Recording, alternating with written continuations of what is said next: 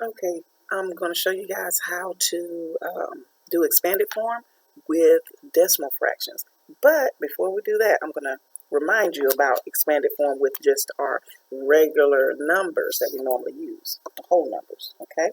So with expanded form on this, I would say 2,000 plus 300. Hopefully you can see that. Plus 60 plus 5.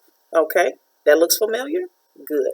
Now we're going to do that same expanded form, but this time we're going to use a decimal number, or sometimes we say decimal fraction. Let me see if I can use a different color to make it darker for you. All right, so if I have 2.56, okay? 2 and 56 hundredths. Remember to say that is the last digit, whatever number that, whatever place that last digit is in, that's the word we'll say.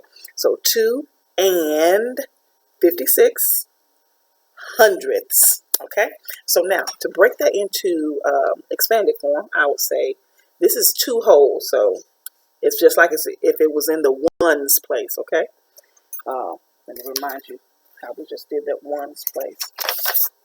Uh-oh, I must misplace my paper that quick.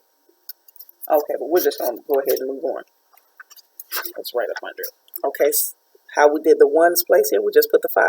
Okay, well, we're going to do the same thing with that 2 because this is the ones place.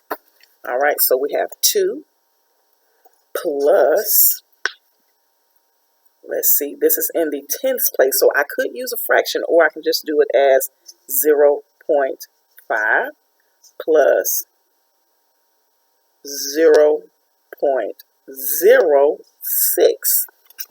Okay, that's one way to do it, but we'll do it with the fraction parts because it's better to do it with the fraction. So this one I really don't want you guys to do. But if we were doing it like normal, like we did our whole numbers, we just stretch it out with what we see here. But we need to think this is the tenths place, and this is the hundredths place, okay?